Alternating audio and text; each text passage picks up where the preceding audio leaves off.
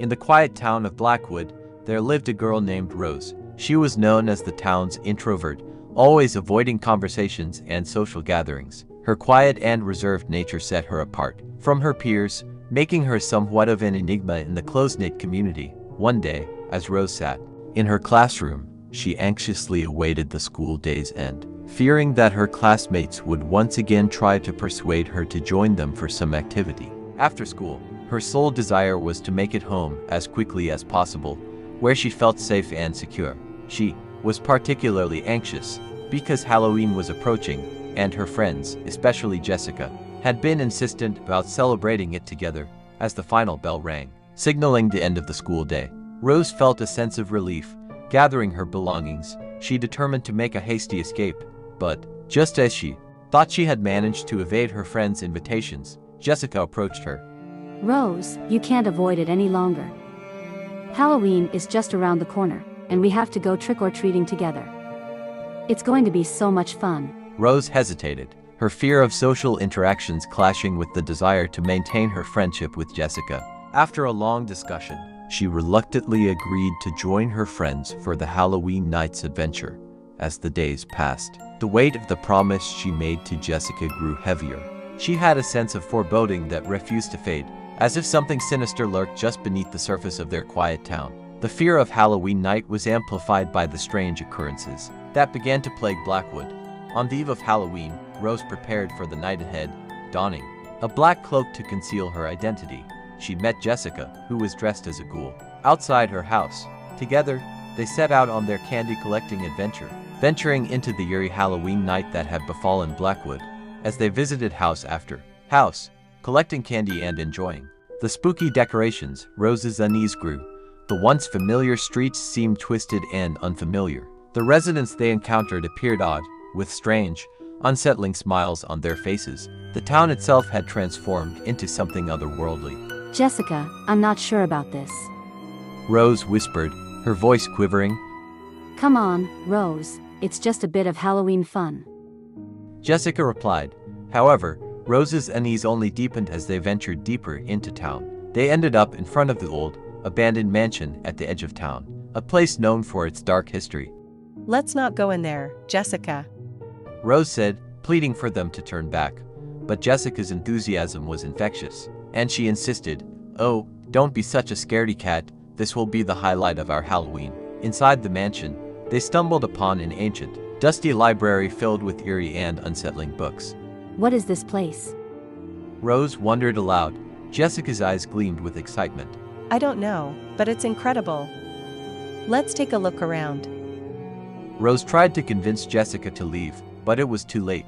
A sinister presence filled the room, and the mansion seemed to come alive with malevolence. The doors slammed shut, and the walls began to ooze a dark, viscous substance. Jessica screamed as an otherworldly figure emerged from the shadows. The two of them were trapped in a nightmarish world beyond their comprehension. Despair settled over them, but just as it seemed that all was lost, a hidden panel in the library wall creaked open, revealing a secret passage. Quick, Rose, through here. Jessica urged. They rushed through the passage, leaving the sinister figure behind. The passage led them to a decrepit cellar filled with a nauseating, metallic scent. As they explored the cellar's dimly lit space, they came across a horrifying sight. A man, aged between 33 and 35, was chained to the wall.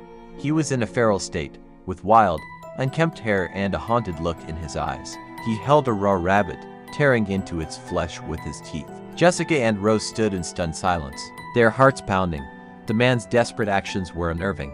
It was clear he had been imprisoned here, perhaps for years, and had resorted to gruesome survival instincts. The chains that bound him to the wall were heavy and rusted. Who is he? Rose whispered, her voice trembling. The old mansion lady appeared, her voice taking on a sinister tone. He's a special guest, you see, a peculiar visitor from a world not quite like ours. He has been here for many years, living off the food I provide. The man's eyes met theirs, and they saw a deep sadness and fear in them. It was a chilling and surreal sight. The old lady's house had taken on an eerie, ominous atmosphere. As Jessica and Rose were torn between compassion and fear, they had stumbled upon something far more disturbing than they could have ever imagined. The question remained, What was the old lady's connection to this imprisoned man? And what dark secrets did the house hold? Their Halloween night had taken a horrifying turn, and they now faced not only the mysteries of the mansion but also the unsettling enigma of the man chained in the cellar. The battle for their survival and the truth behind the mansion's horrors had only just begun. On the same eerie Halloween night, the old lady insisted that they stay with her. She sprayed a mysterious substance that made Rose and Jessica feel drowsy, and before long, they fell into a deep slumber. About an hour later, in the dead of night, Jessica tried to wake Rose. Rose, wake up, please. Rose stirred and opened her eyes, and to her shock, they found themselves in a dimly lit, cold, and damp room. Both were caged with heavy chains, their movements restricted. A small candle and an old lantern provided the only light in the room, revealing the bricks that enclosed them.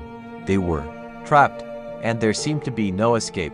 A faint breeze swept through the room, and they noticed a small, window-like ventilator. Desperation took hold as they began to shout for help, their voices echoing within the confined space. Suddenly, the old lady reappeared, her voice now chillingly cold. Old lady said, "Just stay silent, young girls. You both look so hungry. Look what I have brought for you." She produced a plastic bag and revealed a dead rabbit, placing it in front of Rose and Jessica. They were paralyzed with fear and disbelief as the lady left the room.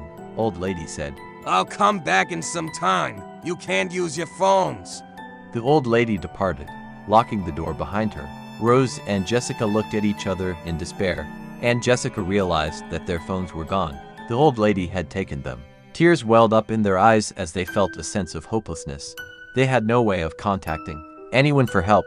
Their situation seemed dire. Then, a notification sound chimed from Jessica's smartwatch. They realized they still had their smartwatches, although they couldn't type or send messages with them. Jessica's heart sank, but then she received a message from her mother saying, "Where are you guys? Why are your phones switched off? Come home right now." Hope flickered briefly, but their hands were still bound by chains. They were unable to respond to the message. Another notification came, stating that the Blackwood police had been informed, and a missing report had been filed. Relief washed over them momentarily, but the realization that the old lady's home was on the edge of town set in, and their spirits fell once more. Desperation and sadness filled the room. They had been living through a nightmare, and hope was waning. But then, they heard the distant wailing of a siren, and their hearts raced. The Blackwood police had arrived. Rose and Jessica screamed for help, but their voices were hoarse from hours of shouting.